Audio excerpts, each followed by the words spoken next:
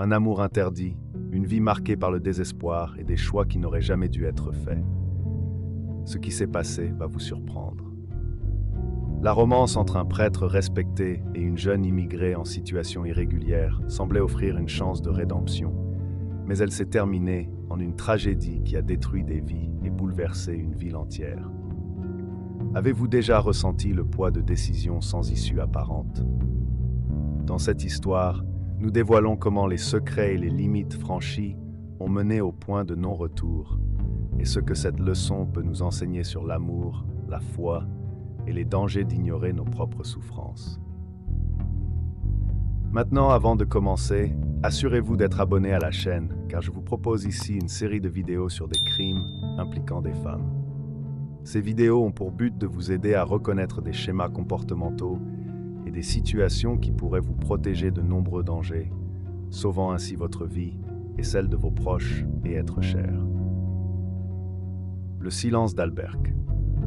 Alberque était une de ces villes qui semblaient tout droit sorties d'un vieux livre, avec ses rues pavées résonnant des histoires de générations passées. Perchée sur une colline en Espagne, la ville était entourée de champs verdoyants et de montagnes lointaines, peignant un tableau qui semblait immaculé par le passage du temps. Alberque comptait un peu plus de 2000 habitants, vivant tous à un rythme lent et harmonieux, comme si le monde moderne n'avait pas encore franchi ses frontières. Au cœur de cette petite communauté se trouvait l'église Santa Inés, une imposante construction de pierre dominant la place principale.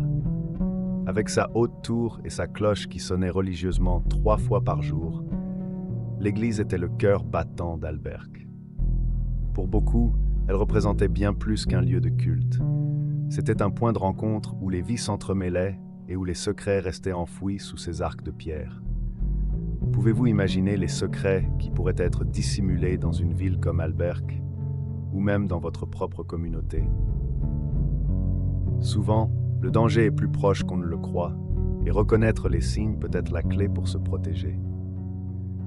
C'est pourquoi j'ai laissé dans le premier commentaire épinglé le livre Comment identifier un potentiel psychopathe au quotidien, les signes à ne jamais ignorer.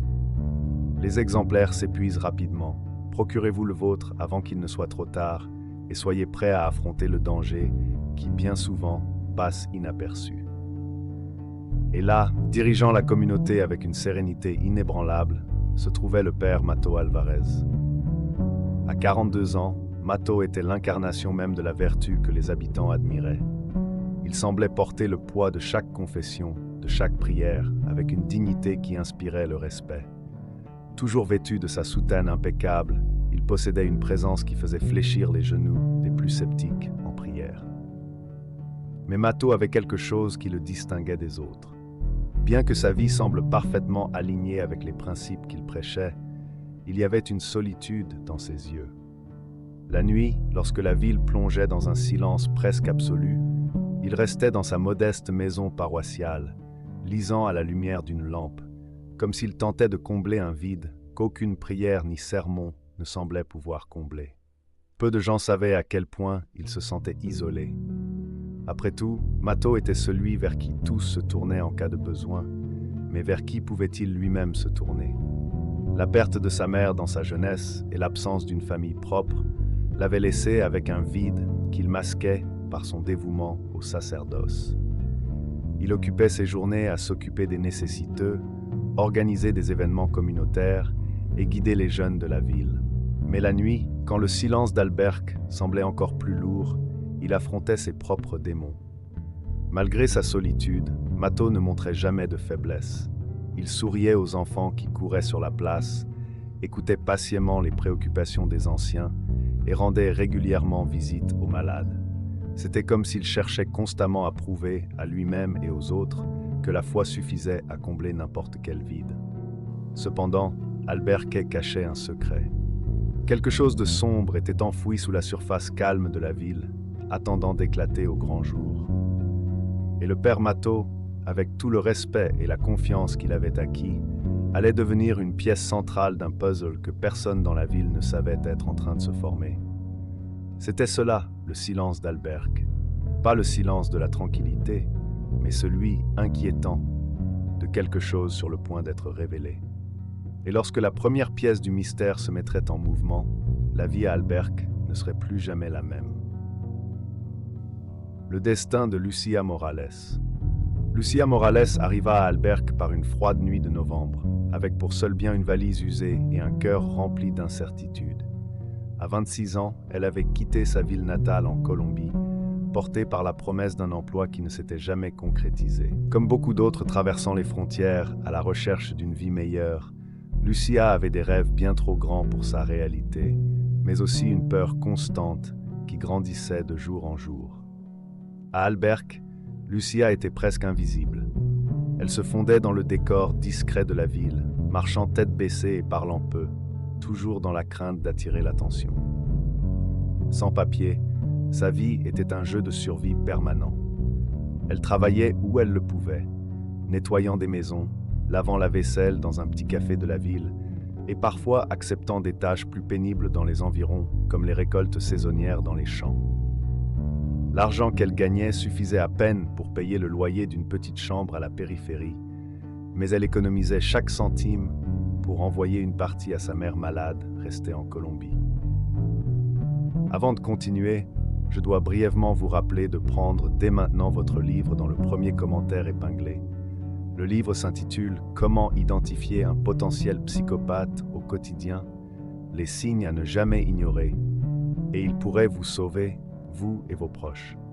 Procurez-le-vous avant qu'il ne soit épuisé.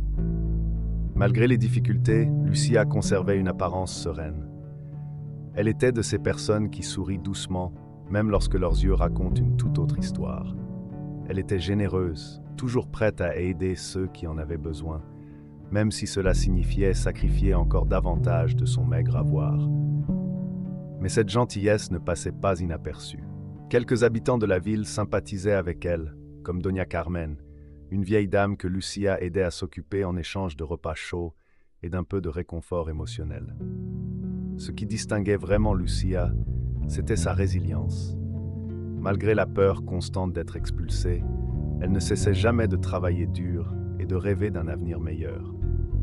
Le soir, après de longues journées de travail, elle avait l'habitude de passer par l'église Santa Inés. Elle n'était pas une catholique pratiquante, mais trouvait dans l'église un refuge, un lieu où le monde semblait moins cruel pendant quelques instants. Elle s'asseyait en silence sur les bancs de bois, admirant les vitraux reflétant la lumière douce des bougies. C'était là qu'elle pouvait, pour quelques brefs instants, respirer sans peur. Le père Mato Alvarez la remarquait, mais respectait son silence. Il savait que beaucoup d'âmes cherchaient l'église, non seulement par foi, mais aussi pour y trouver un endroit où elles pouvaient se sentir en sécurité. Il essayait de l'aider discrètement, lui proposant des petits travaux occasionnels à l'église, comme nettoyer les vitraux ou organiser les bancs. Elle le remerciait d'un sourire timide, mais refusait toujours les aumônes. « Je préfère gagner ce que je mérite », disait-elle avec une détermination qui impressionnait Mato. Cependant, la vulnérabilité de Lucia faisait aussi d'elle une cible facile. Certaines personnes à Albergue voyaient d'un mauvais œil les immigrés, les accusant d'apporter des problèmes à la ville. Des murmures dans les bars et les marchés plaçaient souvent Lucia dans une position inconfortable. Elle faisait semblant de ne rien entendre, mais chaque murmure ajoutait au poids d'être une étrangère dans une terre qui ne voulait pas d'elle. Tout semblait se maintenir sur une ligne fragile jusqu'à ce que Lucia disparaisse. Personne ne s'en rendit compte immédiatement. Après tout, elle vivait en périphérie, interagissait peu et avait l'habitude d'être invisible. Mais quand Doña Carmen l'attendit en vain pour le dîner du vendredi et découvrit sa chambre vide le samedi, quelque chose sembla anormal. Dans cette petite ville où tout le monde connaissait tout le monde, le silence autour de la disparition de Lucia résonna plus fort que n'importe quel mot.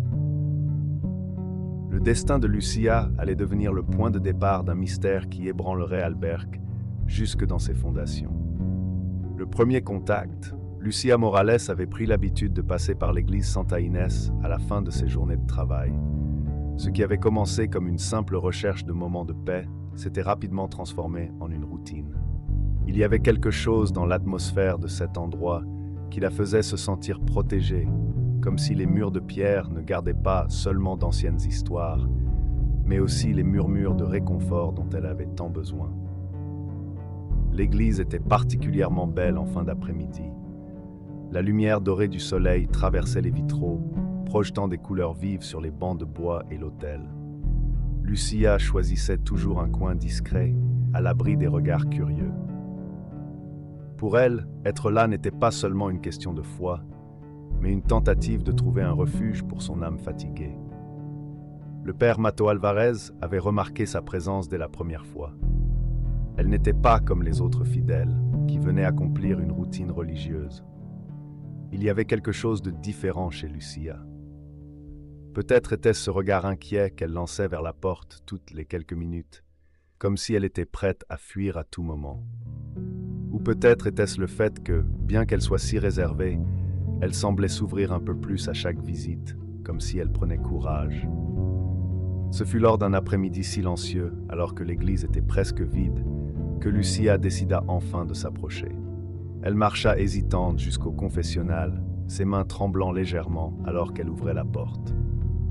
De l'autre côté, Mato ajusta sa posture, ressentant la tension dans l'atmosphère. « Père, puis-je vous parler ?» demanda Lucia d'une voix basse, presque un murmure. « Bien sûr, ma fille. Je suis ici pour t'écouter, » répondit Mato avec son calme habituel. Lucia hésita, comme si chaque mot qu'elle s'apprêtait à prononcer était une barrière difficile à franchir. Mais soudain, dans un flot spontané, elle commença à parler. Elle raconta son voyage de Colombie jusqu'à Albergue, les petits boulots qui l'épuisaient sans cesse et la peur paralysante d'être expulsée. Il y avait de la douleur dans ses paroles, mais aussi une force qui impressionna Mato.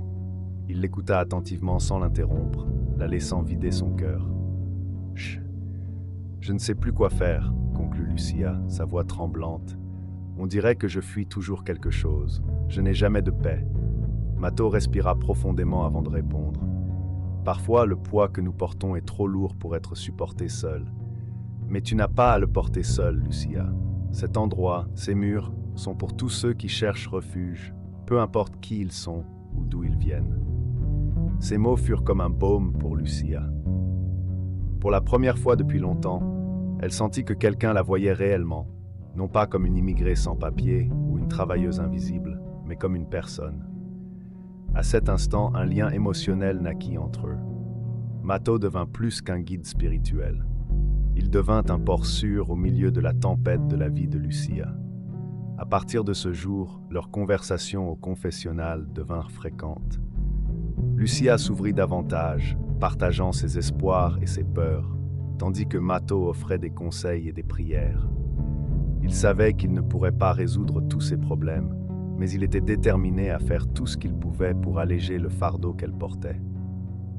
Ce que ni l'un ni l'autre ne savaient, c'est que cette connexion, si empreinte d'humanité, finirait par les entraîner dans quelque chose de bien plus grand. Quelque chose qui les obligerait à affronter non seulement leurs propres démons, mais aussi les secrets les plus sombres d'Albergue. Et si c'était vous à la place de Lucia ou du père Mato? Risqueriez-vous tout pour une connexion aussi intense, même en connaissant le danger que cela pourrait apporter? Entendre le poids de leurs décisions nous pousse à nous interroger. Jusqu'où iriez-vous pour quelqu'un qui a apporté de la lumière à votre obscurité? Laissez votre commentaire et partagez votre vision.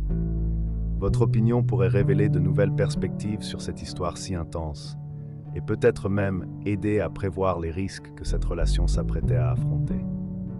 L'évolution du lien. Après cette première confession, quelque chose changea dans la relation entre le père Mato Alvarez et Lucia Morales. Ce qui avait commencé comme un simple moment de soutien spirituel se transforma en quelque chose de plus profond, quelque chose que ni l'un ni l'autre ne savait nommer immédiatement. Lucia commença à fréquenter l'église plus souvent, non seulement pour prier, mais aussi pour aider dans de petites tâches que Mato trouvait une excuse pour lui confier. Polir les chandeliers, ranger les livres d'hymnes, nettoyer les bancs. Tout cela devint une façon de la garder près de lui.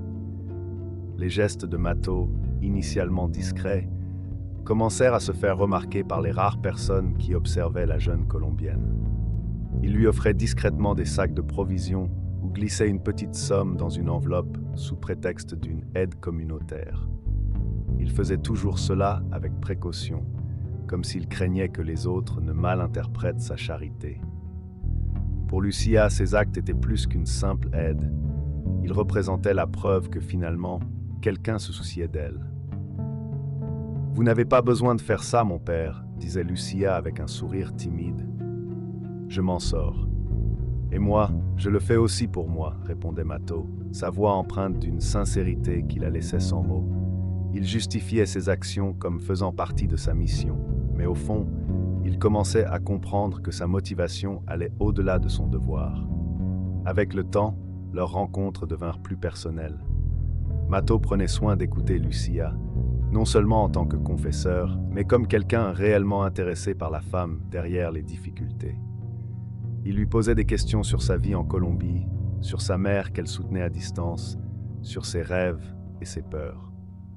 À chaque réponse, il avait l'impression de découvrir non seulement l'histoire de Lucia, mais aussi la force inébranlable qu'elle portait en elle. Lucia, quant à elle, commença à voir Mato différemment. Le respect qu'elle éprouvait pour lui en tant que prêtre fit place à une admiration pour son humanité. Il n'était pas seulement l'homme en soutane, il était celui qui la faisait se sentir vue et valorisée, une expérience rare depuis qu'elle avait quitté sa terre natale. Le lien entre eux évoluait naturellement, mais portait aussi une tension que tous deux évitaient de reconnaître. Mato, en particulier, sentait le poids de ses sentiments grandir chaque jour. Il passait des nuits en prière, demandant du discernement, essayant de se convaincre que ce qu'il ressentait était purement platonique, un reflet de sa préoccupation pour une âme dans le besoin.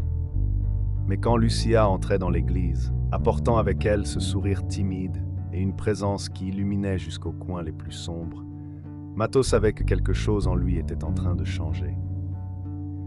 Il commença à chercher des excuses pour la voir en dehors de l'église. Il passait chez Doña Carmen pour vérifier comment Lucia gérait son travail ou se rendait au café où elle lavait la vaisselle, sous prétexte de saluer la communauté.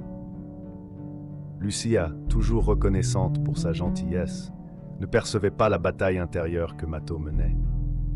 Pendant que je vous raconte cela, je dois vous rappeler de prendre votre livre dans le premier commentaire épinglé. Ce livre peut vous sauver, ainsi que votre famille, de dangers invisibles mais irréversibles. Au fur et à mesure que les deux se rapprochaient, les habitants d'Alberque commencèrent à remarquer. De petits commentaires commencèrent à circuler, toujours murmurés, comme c'est souvent le cas dans les petites villes. Le père Mato est bien proche de cette jeune immigrée, disaient certains. Mais personne n'osait en parler directement, par crainte de ternir la réputation irréprochable du prêtre. Mato, malgré son apparente sérénité, était de plus en plus tiraillé. Il se demandait jusqu'où cela pourrait aller avant de franchir une ligne invisible qui ne pourrait être effacée. Et Lucia, bien qu'elle soit reconnaissante pour sa bonté, commençait à percevoir quelque chose dans le regard de Mato qui la poussait à questionner ses intentions. Le lien qu'ils avaient construit était fort, mais il commençait à porter une complexité dangereuse. Sans qu'ils s'en rendent compte, cette relation cessait d'être un simple échange de soutien pour se transformer en quelque chose qui risquait de bouleverser non seulement leur vie, mais aussi l'équilibre fragile d'Alberque. Le roman interdit. C'était une nuit d'hiver à Alberque, lorsque les rues pavées semblaient encore plus silencieuses et que le vent glacial coupait comme des lames. L'église Santa Inés était vide, seulement éclairée par la lumière vacillante des bougies sur l'autel. Lucia venait de terminer une longue journée de travail et, comme toujours, elle cherchait refuge dans ce lieu qui lui était devenu si familier. Elle trouva Mato près de l'autel, ajustant un chandelier. Il semblait fatigué, mais son visage s'éclaira en la voyant. « Tu devrais te reposer, Lucia, » dit-il avec un sourire en rangeant ses outils. « Il est tard. »« J'avais besoin d'un moment de paix, » répondit-elle en s'approchant. « Ici, c'est le seul endroit où je me sens en sécurité. » Mato l'observa tandis qu'elle s'asseyait sur un des bancs de devant. Il y avait quelque chose de différent cette nuit-là. Peut-être était-ce le silence absolu ou la manière dont la lumière des bougies illuminait le visage de Lucia, révélant un mélange d'épuisement et de détermination. Il s'assit à côté d'elle, gardant un léger espace entre eux, mais le silence qu'ils partageaient semblait plus intime que n'importe quelle conversation. « Lucia, commença-t-il, hésitant, tu sais que tu peux toujours compter sur moi, n'est-ce pas ?»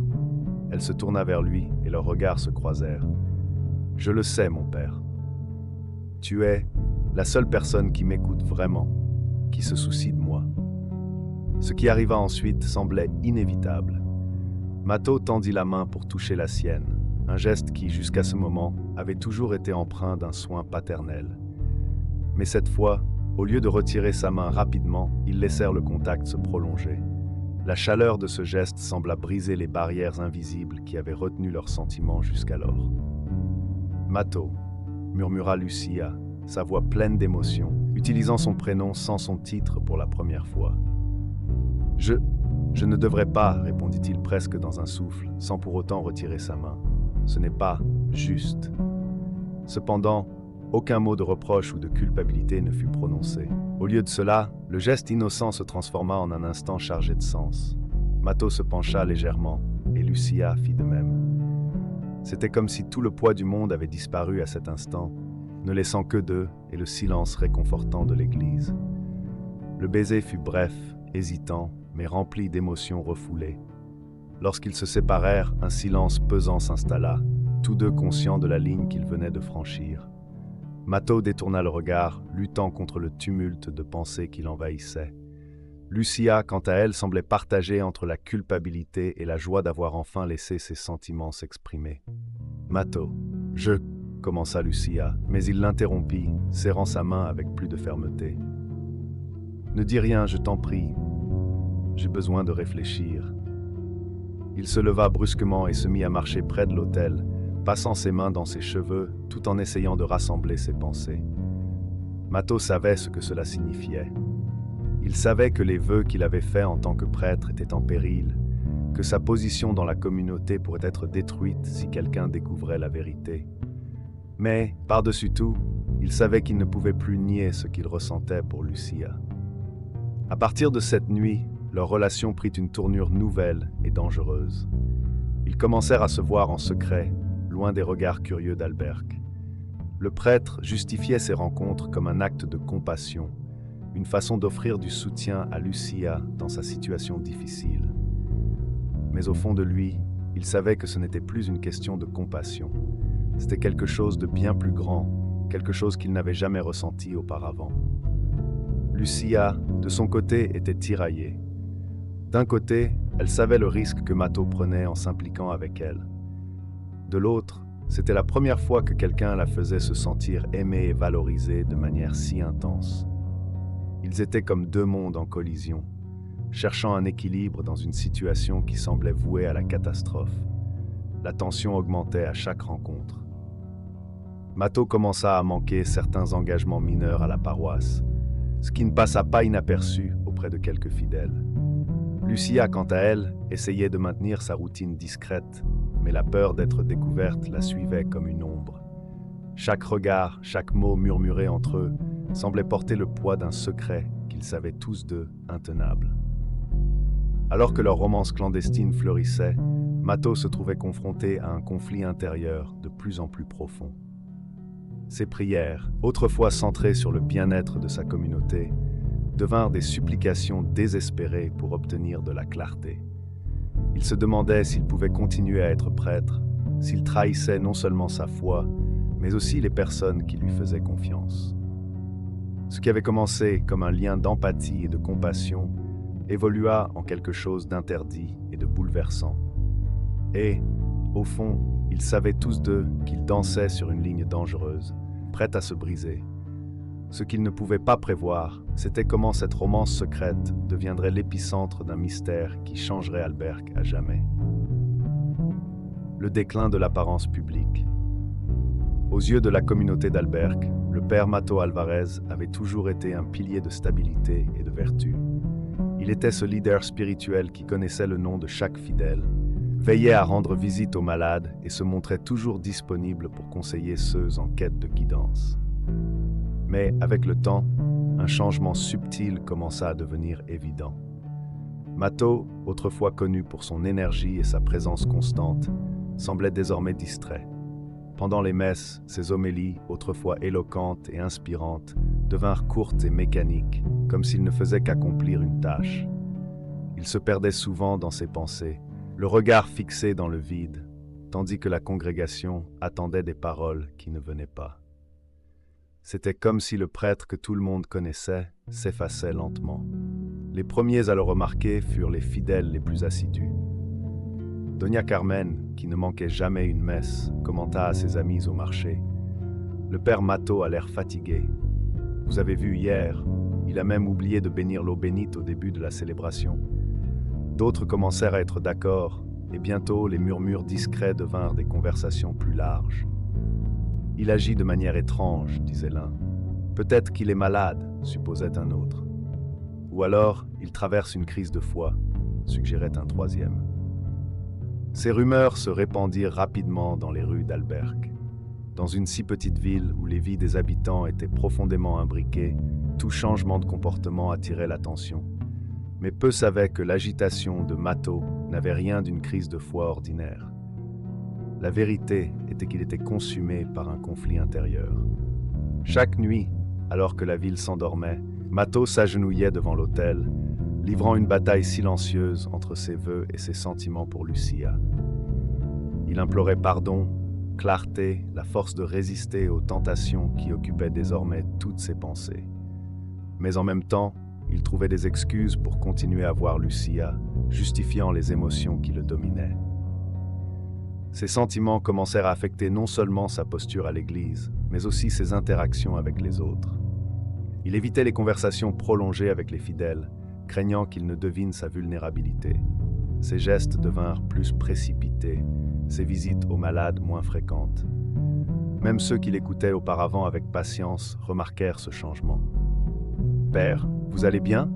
lui demanda Doña Rosa, l'une des plus anciennes fidèles de l'église. « Oui, je vais bien, Doña Rosa. C'est juste, beaucoup de pensées ces derniers temps, répondit-il avec un sourire forcé qui ne convainquit personne. Pendant ce temps, Lucia commençait elle aussi à ressentir le poids du secret qu'il partageait. Elle voyait la tension grandissante chez Mato, mais ne savait pas comment l'aider. Chaque fois qu'elle suggérait de s'éloigner, il l'interrompait, insistant sur le fait qu'ils pouvaient surmonter cela ensemble. Mais, en réalité, ils étaient tous deux pris dans une toile d'émotions et de responsabilités qui semblait se resserrer un peu plus chaque jour. Les rumeurs continuèrent de croître. Certains disaient que Mato était accablé par les responsabilités de l'Église. D'autres supposaient qu'il cachait un problème personnel. Personne n'osait l'affronter directement, mais un climat de méfiance commençait à planer sur Santa Inés. Et dans une communauté aussi dévote, où le prêtre était perçu comme un symbole de moralité, le moindre faux pas était amplifié. Malgré cela, Mato s'efforçait de sauver les apparences. Il continuait à célébrer les messes, à offrir des conseils dans les confessionnaux, mais ceux qui faisaient attention remarquaient que quelque chose n'allait pas. Son regard semblait plus lourd, comme s'il portait un fardeau invisible. Et ses mains, autrefois assurées lors des rituels, tremblaient légèrement, trahissant le poids de ses conflits intérieurs. Alors que la communauté spéculait, une question flottait dans l'air. Que se passait-il avec le père Mato? Et, bien que personne ne connaisse la réponse, tous sentaient qu'une ombre planait, comme une tempête prête à rompre le silence d'Alberque. Si cette histoire vous pousse à réfléchir sur les dilemmes que beaucoup affrontent en silence, laissez un j'aime. En le faisant, vous nous aidez à diffuser ce message puissant à d'autres personnes qui, elles aussi, portent des fardeaux invisibles. Ensemble, nous pouvons promouvoir l'empathie et la réflexion sur les choix difficiles et leurs conséquences. Rejoignez ce mouvement. Chaque j'aime est une lumière sur ce chemin. La décision de Mato. La décision fut prise une nuit solitaire, alors que le silence d'Alberque semblait plus lourd que jamais. Mato Alvarez était agenouillé devant l'autel de l'église Santa Inés, les mains tremblantes croisées en prière. Les bougies autour de lui projetaient des ombres agitées sur les murs, reflétant le tumulte qui l'habitait. Il avait passé des semaines à lutter contre ses sentiments, cherchant une solution qui ne le mène pas à sa perte, mais la réponse devenait chaque jour plus claire et plus douloureuse. Lucia. Son nom résonnait dans son esprit comme un murmure persistant. L'amour qu'il ressentait pour elle était réel, mais il était aussi un poids écrasant son âme.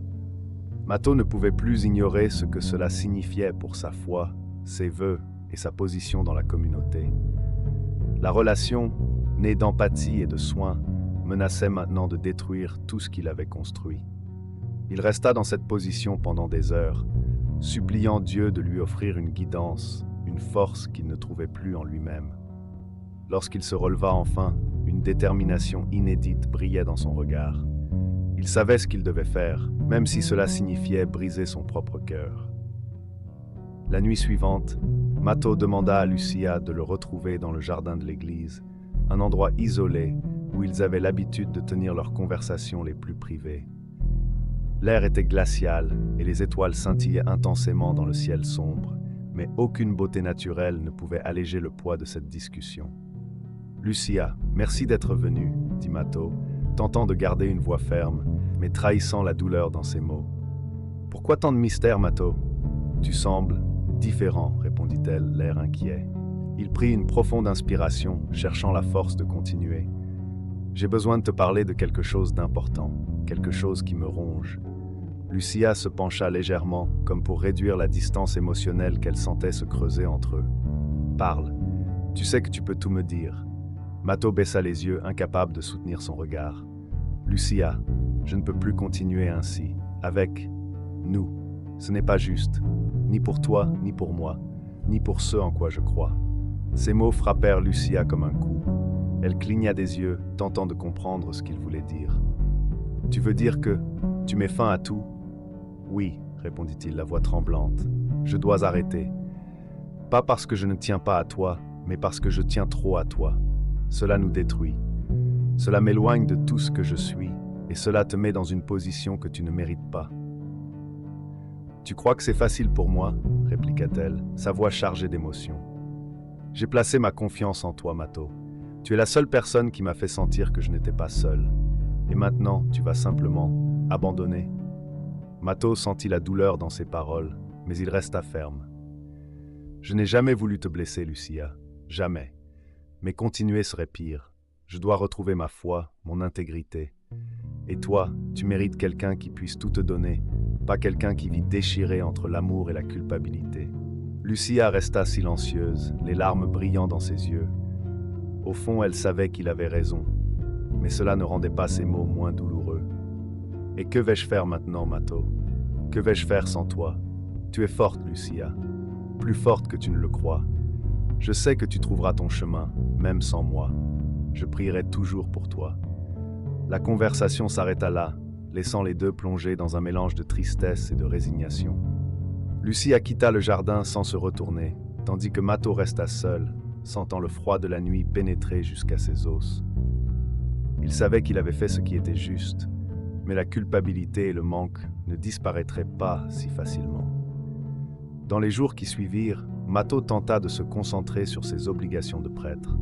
Il redoubla d'efforts à l'église, cherchant à se reconnecter avec sa foi et sa communauté. Mais ceux qui l'entouraient remarquèrent son agitation, ce regard perdu qu'il lançait souvent vers l'horizon. Pendant ce temps, Lucia luttait pour faire face à cette nouvelle réalité. Elle se sentait trahie, abandonnée, mais elle savait aussi qu'elle devait avancer. Pourtant, cette séparation ne marquerait pas la fin de leur histoire, ni pour elle, ni pour Mato. Ce que ni l'un ni l'autre ne savaient, c'est que cette décision, aussi douloureuse soit-elle, n'était que le début d'une série d'événements qui bouleverseraient leur vie à jamais. La décision de Mato. La décision fut prise une nuit solitaire, alors que le silence d'Albergue semblait plus lourd que jamais. Mato Alvarez était agenouillé devant l'autel de l'église Santa Inés, les mains tremblantes croisées en prière. Les bougies autour de lui projetaient des ombres agitées sur les murs, reflétant le tumulte qu'il habitait. Il avait passé des semaines à lutter contre ses sentiments, cherchant une solution qui ne le mène pas à sa perte. Mais la réponse devenait chaque jour plus claire et plus douloureuse. Lucia. Son nom résonnait dans son esprit comme un murmure persistant. L'amour qu'il ressentait pour elle était réel, mais il pesait lourd sur son âme. Mato ne pouvait plus ignorer ce que cela signifiait pour sa foi, ses vœux et sa position dans la communauté. La relation, née d'empathie et de bienveillance, menaçait désormais de détruire tout ce qu'il avait construit. Il resta dans cette position pendant des heures, suppliant Dieu de lui donner une guidance, une force qu'il ne trouvait plus en lui-même. Lorsqu'il se releva enfin, une détermination inédite brillait dans son regard. Il savait ce qu'il devait faire, même si cela signifiait briser son propre cœur. La nuit suivante, Mato demanda à Lucia de le retrouver dans le jardin de l'église, un endroit isolé où ils tenaient leurs conversations les plus privées. L'air était glacial et les étoiles brillaient intensément dans le ciel sombre, mais aucune beauté naturelle ne pouvait alléger le poids de cette discussion. « Lucia, merci d'être venue, » dit Mato, tentant de garder une voix ferme, mais trahissant la douleur dans ses paroles. « Pourquoi tant de mystère, Mato ? Tu sembles différent, » répondit-elle, l'air inquiet.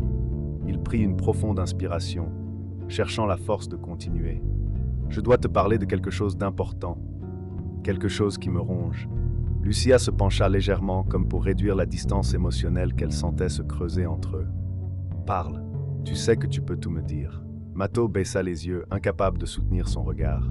« Lucia, je ne peux plus continuer ainsi, avec nous. Ce n'est pas juste, ni pour toi, ni pour moi, ni pour ce en quoi je crois. » Ces mots frappèrent Lucia comme un coup. Elle cligna des yeux, tentant de comprendre ce qu'il voulait dire. « Tu veux dire que tu mets fin à tout ? » « Oui, » répondit-il, la voix tremblante. « Je dois arrêter, pas parce que je ne tiens pas à toi, mais parce que je tiens trop à toi. Cela nous détruit. Cela m'éloigne de tout ce que je suis, et cela te met dans une position que tu ne mérites pas. »« Tu crois que c'est facile pour moi ?» répliqua-t-elle, sa voix chargée d'émotion. « J'ai placé ma confiance en toi, Mato. Tu es la seule personne qui m'a fait sentir que je n'étais pas seul. Et maintenant, tu vas simplement abandonner ?» Mato sentit la douleur dans ses paroles, mais il resta ferme. « Je n'ai jamais voulu te blesser, Lucia. Jamais. Mais continuer serait pire. Je dois retrouver ma foi, mon intégrité. Et toi, tu mérites quelqu'un qui puisse tout te donner, pas quelqu'un qui vit déchiré entre l'amour et la culpabilité. » Lucia resta silencieuse, les larmes brillant dans ses yeux. Au fond, elle savait qu'il avait raison. Mais cela ne rendait pas ses mots moins douloureux. « Et que vais-je faire maintenant, Mato ? Que vais-je faire sans toi ? Tu es forte, Lucia, plus forte que tu ne le crois. Je sais que tu trouveras ton chemin même sans moi. Je prierai toujours pour toi. » La conversation s'arrêta là, laissant les deux plongés dans un mélange de tristesse et de résignation. Lucia quitta le jardin sans se retourner, tandis que Mato resta seul, sentant le froid de la nuit pénétrer jusqu'à ses os. Il savait qu'il avait fait ce qui était juste, mais la culpabilité et le manque ne disparaîtraient pas si facilement. Dans les jours qui suivirent, Mato tenta de se concentrer sur ses obligations de prêtre. Il redoubla d'efforts à l'église, cherchant à se reconnecter avec sa foi et sa communauté. Mais ceux qui l'entouraient remarquèrent son agitation, ce regard perdu qu'il lançait souvent vers l'horizon. Pendant ce temps, Lucia luttait pour faire face à cette nouvelle réalité. Elle se sentait trahie, abandonnée, mais elle savait aussi qu'elle devait avancer. Pourtant, cette séparation ne marquerait pas la fin de leur histoire, ni pour elle, ni pour Mato. Ce que ni l'un ni l'autre ne savaient, c'est que cette décision, aussi douloureuse soit-elle, n'était que le début d'une série d'événements qui bouleverseraient leur vie à jamais. Le confrontation fatale, la nuit où tout s'est passé semblait semblable à tant d'autres à Alberque. Le vent sifflait entre les rues pavées et l'église de Saint-Inès, éclairée par les bougies de l'autel, gardait sa présence silencieuse au centre de la ville. Mais à l'intérieur du presbytère, le calme n'était qu'apparent. Une rencontre, marquée par le poids de décisions récentes, était sur le point de se transformer en tragédie. Lucia entra par la porte latérale où Mato l'attendait. Il avait laissé la lumière du bureau allumée, comme si la lueur chaude de la lampe pouvait atténuer la tension inévitable de cette conversation. Lucia était visiblement agitée, ses pas rapides et son visage marqué par un mélange de colère et de désespoir. Mato, assis derrière son bureau en bois sombre, semblait aussi fatigué que déterminé. « Pourquoi m'as-tu appelé ici, Mato ?» demanda Lucia d'une voix tranchante. « Après tout, qu'as-tu encore à me dire ?» Il prit une profonde inspiration, posant ses mains sur le bureau, essayant de garder son calme. Je devais te voir pour expliquer, pour te faire comprendre que ma décision n'était pas contre toi, Lucia. C'était pour nous deux. Je ne pouvais plus continuer, comme ça. Comme ça, répéta-t-elle, sa voix montant d'un ton. Tu appelles ce que nous avons vécu ça? Tout ce que nous avons fait, tout ce que nous avons partagé, réduit à un mot froid et insignifiant. Mato se leva lentement, essayant d'apaiser la situation. Lucia, s'il te plaît, essaie de comprendre. Je me suis perdu au milieu de tout ça. J'ai laissé mes sentiments m'aveugler, mais je dois revenir. Revenir à ma foi, à ma mission. Ta mission? Elle éclata d'un rire amer. Ta mission a été de m'abandonner quand j'avais le plus besoin de toi. Tu avais promis d'être à mes côtés, Mato. Tu l'avais promis. La tension dans l'air était palpable, comme si l'espace même entre eux était chargé d'électricité. Lucia fit un pas en avant, ses yeux brillants de larmes et de colère. Et moi, que suis-je censé faire maintenant, hein? Poursuivit-elle. Tu crois pouvoir simplement effacer tout ce qui s'est passé? Que tu peux me laisser seul comme tous les autres l'ont fait avant toi? Je n'ai jamais voulu te blesser, répondit-il, d'une voix basse, presque un murmure. Mais je ne peux plus continuer sur ce chemin, Lucia. C'est à ce moment-là que quelque chose sembla se briser en elle. Lucia regarda autour d'elle, comme si elle cherchait quelque chose qui pourrait exprimer le tourbillon d'émotions qui la consumait. Ses yeux se fixèrent sur un chandelier lourd posé sur la table latérale. Avant que Mato ne puisse réagir, elle le saisit à deux mains, le levant au-dessus de sa tête. « Lucia, arrête !» cria Mato en reculant. Mais il était déjà trop tard. D'un coup violent, le chandelier frappa la tête de Mato sur le côté, le faisant s'effondrer au sol. Il tenta de se relever, mais il était désorienté, du sang coulant de sa tempe. Lucia, encore sous l'emprise d'un mélange de panique et de rage, regarda la table où reposait un coupe-papier. Dans son esprit, la confusion fit place à une urgence brutale, un désir irrationnel d'en finir avec la douleur qu'elle ressentait.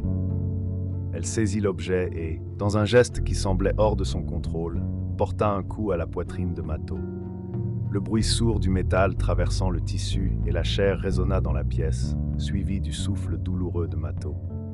Il tenta de parler, mais les mots s'étranglèrent alors que son corps s'effondrait lourdement sur le sol froid. Un instant, le monde sembla s'arrêter. Lucia resta immobile, le coupe-papier encore dans sa main tremblante.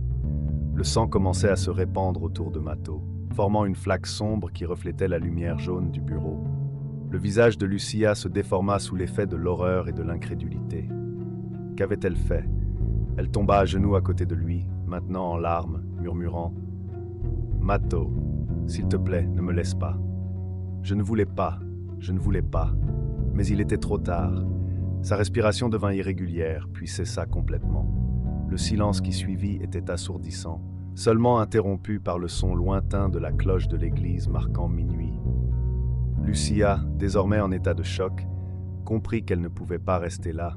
Elle lâcha le coupe-papier et s'enfuit du presbytère, ses mains encore tachées de sang. L'air glacial de la nuit la frappa comme une gifle, mais la réalité de ce qui venait de se produire était bien plus cruelle.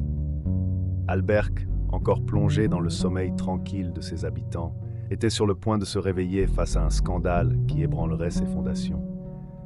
Et Lucia, qui cherchait jusqu'alors refuge et amour, devenait désormais la figure centrale d'un crime que personne n'oublierait jamais. La découverte du corps. L'aube à Alberc apporta un ciel pâle et silencieux, mais la tranquillité habituelle fut brutalement interrompue. Don Luis, le sacristain de l'église Santa Inés, arriva comme chaque matin, un trousseau de clés à la main et une vieille lampe pour inspecter les couloirs encore plongés dans l'obscurité. Il avait consacré une grande partie de sa vie à cette église, et pour lui, en prendre soin était plus qu'un travail, c'était une vocation. En entrant dans le presbytère, quelque chose sembla immédiatement anormal. La porte latérale que le père Mato fermait toujours à clé avant de se coucher était simplement entr'ouverte. Fronçant les sourcils, Don Luis poussa la porte, appelant de sa voix grave et rauque. « Père Mato, vous êtes là ?» Aucune réponse. La lumière faible du couloir révélait un silence pesant, presque palpable. il avança, ses pas résonnant contre les murs de pierre. Lorsqu'il atteignit le bureau, la scène qu'il découvrit le figea sur place. Matteau était là, étendu sur le sol froid, immobile. Une flaque sombre de sang séché entourait son corps et le coupe-papier reposait à proximité, témoin muet du drame qui s'était déroulé. Don Luis poussa un cri qui résonna dans toute l'église, un son chargé de douleur et d'incrédulité. Sa lampe lui échappa des mains, roulant au loin et projetant une lumière vacillante dans la pièce. Tremblant, il tenta de s'approcher, mais la vision était si insoutenable qu'il ne parvint pas à faire un pas de plus. Rapidement, la nouvelle se propagea. Les cloches de l'église, qui devaient annoncer un jour ordinaire, sonnèrent de manière lugubre, comme si l'âme même d'Alberque pleurait. Les habitants, encore ensommeillés, sortirent dans les rues, attirés par les murmures de Don Luis et l'écho inconfondable d'une tragédie. « C'est le père Matteau !» cria quelqu'un, et ces mots transpercèrent l'air comme une lame. En quelques minutes, la place devant l'église fut envahie par une foule, chaque visage marqué par un mélange de choc et de tristesse. Certains pleuraient ouvertement, d'autres restaient silencieux, luttant pour comprendre l'impensable. La police locale fut appelée, mais dans une ville aussi petite, les moyens étaient limités. Martín Delgado, le chef de la police, arriva sur les lieux avec 2 agents, tout manifestement mal à l'aise face à la gravité de la situation. Martin, un homme expérimenté, semblait lui-même ébranlé en pénétrant dans le presbytère et en découvrant le corps de Matteau. « Que Dieu nous vienne en aide », murmura-t-il en se signant avant de commencer son inspection. La scène fut examinée avec soin. Le chandelier, déplacé, portait des traces indiquant qu'il avait été utilisé comme arme. Le coupe-papier, taché de sang, constituait une preuve accablante, mais il n'y avait aucun signe d'effraction ou de lutte prolongée. Cela donnait l'impression que l'agresseur était entré et sorti sans difficulté, ce qui ne faisait qu'ajouter au mystère. Pendant ce temps, les habitants d'Alberque se perdaient en spéculations. Qui pourrait faire une chose pareille, se demandait-il. Pour beaucoup, Matteau incarnait la bonté et la vertu, un homme sans ennemis. Mais d'autres commençaient à reconsidérer son comportement récent sous un nouvel angle. Il avait changé ces derniers mois, remarqua Doña Carmen en essuyant ses larmes avec un mouchoir. Est-ce que ça pourrait être lié? Les théories se multipliaient. Un vol qui avait mal tourné, un acte de vengeance ou quelque chose lié au secret que Matteau aurait pu garder. Chaque habitant semblait avoir une hypothèse, mais aucune ne semblait entièrement plausible. Lucia, quant à elle, observait le chaos de loin. Cachée dans sa petite chambre en périphérie, elle entendait les cloches et les murmures qui se propageaient dans les rues. Son cœur battait si fort qu'elle avait l'impression qu'il résonnait dans ses oreilles. Elle savait ce qu'elle avait fait, mais elle n'arrivait pas à croire qu'elle en était arrivée là. Les taches de sang sur ses mains avaient disparu, lavées à grande eau, mais le poids de sa culpabilité restait gravé dans sa peau. La découverte du corps de Matteau plongea Alberque dans un deuil collectif. Mais elle ouvrit aussi la voie à une enquête qui révélerait des secrets que la ville n'aurait jamais imaginés. La petite communauté, autrefois unie par la foi et la tranquillité, se retrouvait désormais divisée entre le chagrin et la quête de vérité. Et au centre de tout, le mystère de l'assassinat du père Matteau commençait à se déployer. Le début de l'enquête. L'enquête sur la mort du père Matteau Alvarez débuta au lendemain de la tragédie, alors qu'Alberque peinait encore à digérer cette nouvelle dévastatrice. Le petit bureau du presbytère, désormais isolé par des rubans de sécurité, devint le centre d'un mystère qui promettait de secouer la ville jusqu'à ses fondations. Martín Delgado, le chef de la police, était un homme méthodique et sérieux, connu pour sa quête de vérité. Pourtant, même lui semblait accablé par le poids de cette affaire. Le meurtre du père Matteau n'était pas qu'un simple crime. C'était une profanation pour cette communauté profondément religieuse. Rien ne doit être laissé au hasard, dit Martín à son équipe en commençant à collecter les preuves. La ville entière attend des réponses rapides et nous devons les leur apporter. La scène du crime révélait plus qu'il n'y paraissait au premier regard. Le lourd chandelier, taché de sang séché, avait été déplacé de son emplacement habituel, comme un écho silencieux de la violence qui s'était produite. Près du corps, le coupe-papier encore maculé de sang devenait une pièce clé. Mais c'est lors d'une fouille minutieuse dans le bureau que la police fit une découverte qui allait bouleverser l'enquête. Parmi les documents sur le bureau du père Matteau, une petite boîte verrouillée attira l'attention. Une fois ouverte, elle révéla un paquet de lettres attachées par une simple ficelle. Les feuilles, jaunies et fragiles, montraient des signes d'usure, comme si Matteau les avait lues et relues à maintes reprises. Mais c'est le contenu des lettres qui captura toute l'attention de Martin et de son équipe. « Cher Matteau, tu es la seule lumière de ma vie. Je sais que notre amour est interdit, mais je ne peux m'en empêcher. Merci pour tout ce que tu fais pour moi. Un jour, j'espère que nous pourrons vivre libérés de ce poids. » Ces mots, parmi d'autres, étaient signés par Lucia Morales. Le ton passionné et désespéré des messages esquissait une image claire pour les enquêteurs. Matteau et Lucia avaient partagé une relation qui dépassait les limites acceptées par la communauté et surtout par le sacerdoce. « Alors c'est ça ?» dit un agent en plaçant les lettres dans un sac de preuves. Une romance interdite. Ça explique beaucoup de choses. Martin, cependant, n'était pas totalement convaincu. Ça explique certaines choses, mais pas tout. Il nous faut un lien concret entre Lucia et le crime. La découverte alimenta rapidement les rumeurs dans la ville. Albergue, déjà sous le choc et en deuil, devint un foyer de spéculation.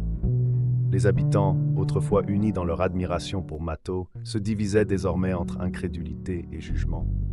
Le père Matteau, impliqué avec une femme, et une immigrée, qui plus est, chuchotaient certains sur les marchés et dans les cafés. Certains cherchaient à défendre sa mémoire. « Nous sommes tous humains, » disait Doña Carmen, les yeux embués de larmes. « S'il aimait quelqu'un, cela n'efface pas tout ce qu'il a fait pour nous. » D'autres, cependant, étaient moins indulgents. « Si c'est vrai, il n'était pas l'homme que nous pensions qu'il était, » affirma un vieil homme au café local. Pendant que les rumeurs enflaient, la police poursuivait son enquête. Lucia, ignorante du fait que ses lettres avaient été découvertes, se terrait chez elle. Elle évitait les rues et tentait de gérer la culpabilité qui la rongeait. Mais son absence commença à attirer l'attention. Ses amis et connaissances remarquèrent qu'elle ne fréquentait plus ses lieux habituels, et son silence semblait en dire long. Martin savait que Lucia devait être interrogée. Elle est, au minimum, une personne d'intérêt. Si ces lettres sont authentiques, elle en savait plus sur le père Matteau que quiconque dans cette ville. Mais lorsqu'ils arrivèrent chez Lucia, elle n'y était plus. Sa petite chambre paraissait avoir été abandonnée à la hâte. Des vêtements traînaient sur une chaise, une valise était restée ouverte, et un verre d'eau à moitié vide reposait encore sur la table de chevet. Sur le sol, un morceau de papier déchiré portait un seul mot : « Pardon ». La fuite de Lucia renforça les soupçons. Pour beaucoup, c'était un aveu de culpabilité, mais pour Martin, c'était aussi un défi. Il savait qu'il devait la retrouver, non seulement pour obtenir des réponses, mais aussi pour comprendre toute la vérité sur ce qui s'était passé cette nuit fatidique. Au fur et à mesure que l'enquête progressait, le mystère de cette romance interdite et de l'acte violent qui en avait découlé jetait une ombre sur Albergue, transformant le deuil en méfiance. Et tandis que Lucia restait introuvable, la question sur toutes les lèvres était : que s'était-il réellement passé entre Lucia Morales et le père Matteau Alvarez ? La révélation de Lucia. La révélation que Lucia Morales était la femme impliquée avec le père Matteau Alvarez tomba comme une bombe sur la paisible ville d'Albergue. Ce qui n'était qu'une rumeur fut confirmé par les lettres découvertes dans le presbytère et par les témoignages des habitants, qui commencèrent à se remémorer des détails auparavant insignifiants. Elle était toujours à l'église, toujours près du père, commenta Doña Carmen, qui avait autrefois défendu Matteau, mais semblait désormais profondément ébranlée. La nouvelle se répandit rapidement, non seulement à Albergue, mais aussi dans les villes voisines. Un prêtre respecté, engagé dans une liaison avec une jeune immigrée et assassiné de manière brutale, c'était une histoire que personne ne pouvait ignorer. Les habitants, déchirés entre le deuil et l'indignation, remettaient en question tout ce qu'ils savaient de Matteau. Pour certains, il était une victime tragique de ses émotions. Pour d'autres, un homme ayant trahi sa foi et sa communauté. Entre-temps, Lucia, localisée dans une ville voisine, fut arrêté et ramené à Albergue pour être interrogé. Son visage, jusqu'alors inconnu de la plupart, devint le centre de toutes les attentions.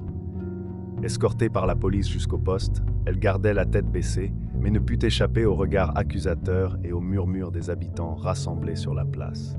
« Elle a tout détruit », disait une femme, « pas seulement la vie du père, mais aussi la paix de notre ville. » Le procès de Lucia. Le procès de Lucia Morales débuta quelques semaines plus tard, transformant la petite ville d'Albergue en un théâtre de tensions et de débats. Le tribunal local, habituellement réservé à des affaires simples, était bondé de curieux, de journalistes et d'habitants avides de réponses. Lucia, amaigrie et visiblement abattue, entra dans la salle escortée par 2 gardes. Son avocat, un jeune homme inexpérimenté, semblait presque aussi nerveux qu'elle. L'accusation, en revanche, était déterminée à prouver que le meurtre du père Matteau était un acte prémédité, motivé par le ressentiment et le rejet. Pendant le procès, Lucia donna sa version des faits. Sa voix, tremblante au début, gagna en force à mesure qu'elle parlait. Elle décrivit son lien avec Matteau, le soutien qu'il lui avait offert et comment leur relation avait évolué vers quelque chose de plus intime. Elle ne nia pas le geste fatal, mais l'expliqua comme le résultat d'un désespoir insupportable. « Il était ma seule chance », déclara-t-elle en larmes. « Quand il m'a abandonné, j'ai eu l'impression de ne plus rien avoir. » L'accusation, cependant, présenta des preuves accablantes. Les lettres, l'historique de leur dispute et les objets utilisés lors du crime. Le chandelier et le coupe-papier devinrent les symboles d'un acte brutal qui, selon eux, ne pouvait être justifié par une quelconque émotion. Les paroles de Lucia furent reçues différemment selon les spectateurs. Certains la considéraient comme une femme brisée, poussée à bout par des circonstances terribles. D'autres la voyaient comme une manipulatrice, exploitant son statut de victime pour justifier un acte impardonnable. Elle savait exactement ce qu'elle faisait, déclara le procureur dans son réquisitoire final. Ce meurtre était prémédité, un acte de vengeance, pas de désespoir. Le verdict final. Après plusieurs jours de témoignages et de délibérations, le jury rendit son verdict. Lucia Morales fut reconnue coupable de meurtre avec préméditation et condamnée à 25 ans de prison. La sentence provoqua des réactions mitigées à Albergue. Pour certains, elle représentait un soulagement, un sentiment de justice rendu à la mémoire du père Matteau. Pour d'autres, elle semblait une punition excessive pour une femme ayant déjà tant souffert. « Elle mérite de payer pour ce qu'elle a fait », dit un vieil homme. Mais je ne peux m'empêcher de penser que nous avons tous perdu quelque chose dans cette histoire. Alors que Lucia était escortée hors du tribunal, elle jeta un dernier regard sur la ville où tout s'était passé. Ses larmes se mêlaient à une expression de résignation, comme si elle acceptait enfin le poids de ses actes et le destin qui l'attendait. La mort du père Matteau et le procès de Lucia laissèrent des cicatrices profondes à Albergue. L'église Santa Inés, autrefois un symbole de foi et d'unité, devint un rappel silencieux de secrets, de tragédies et d'erreurs humaines. Et pour les habitants, l'histoire de Matteau et Lucia n'était pas seulement un scandale, mais un reflet sombre des complexités de la vie, de la foi et des choix capables de détruire même les âmes les plus pures. L'héritage de la tragédie. L'église Santa Inés, autrefois cœur spirituel d'Albergue, ne retrouva jamais sa gloire d'antan après les événements tragiques impliquant le père Matteau et Lucia Morales. Jadis un lieu de paix et d'unité, elle devint un symbole sombre de trahison, de péché et de souffrance. À chaque coup de cloche, les habitants étaient rappelés de la nuit où la confiance fut brisée et où l'innocence de la ville fut irrémédiablement entachée. La fréquentation des messes diminua drastiquement. Nombre de fidèles, incapables de dissocier le souvenir du crime de l'image de l'Église, choisirent de prier chez eux ou dans les villages voisins. Les bancs vides et les vitraux, qui reflétaient autrefois l'espoir, semblaient désormais raconter une histoire de douleur et de désillusion. Même Don Luis, le sacristain dévoué, finit par prendre sa retraite, incapable de continuer à s'occuper d'un lieu si marqué par la tragédie. Parmi les habitants d'Albergue, cette affaire laissa des cicatrices profondes. Les amis qui se soutenaient autrefois commencèrent à se méfier les uns des autres. Les discussions sur la place, autrefois animées, tournèrent désormais autour de théories et de soupçons. Quelqu'un savait-il quelque chose et n'a rien dit était une question qui revenait souvent, reflétant le sentiment collectif que, d'une certaine manière, toute la communauté avait échoué. Malgré le temps, l'ombre du scandale continua de planer sur la ville. Pour beaucoup, cette tragédie fut une leçon amère sur les dangers du silence et des secrets. Pour d'autres, elle demeurait un rappel douloureux que même les lieux les plus sacrés pouvaient abriter des drames humains complexes et destructeurs. Santa Inés reste encore aujourd'hui au centre d'Alberque, mais plus comme avant. Désormais, elle est perçue comme un monument à la fragilité humaine. Un endroit où le sacré et le profane se sont affrontés de manière dévastatrice, laissant un héritage que personne dans la ville ne pourra jamais oublier. Unable to load the shape. Alors, qu'avez-vous pensé de cette histoire? Aviez-vous déjà entendu parler d'un cas aussi intense et rempli de rebondissements? Dites-nous en commentaire ce que vous pensez des choix et des défis auxquels les personnages ont été confrontés. Avez-vous déjà vécu quelque chose de similaire ou connaissez-vous quelqu'un qui a traversé un dilemme aussi profond? Partagez vos pensées, je vous répondrai dans les commentaires. Votre participation peut aider à enrichir les réflexions sur ce dénouement. Et si vous ne l'avez pas encore fait, vérifiez dès maintenant votre copie du livre que j'ai laissé pour vous dans le commentaire épinglé. J'ai également préparé une playlist incroyable de vidéos sur des affaires similaires à celle-ci, afin que vous puissiez reconnaître et mieux comprendre les signes et comportements criminels qui passent souvent inaperçus.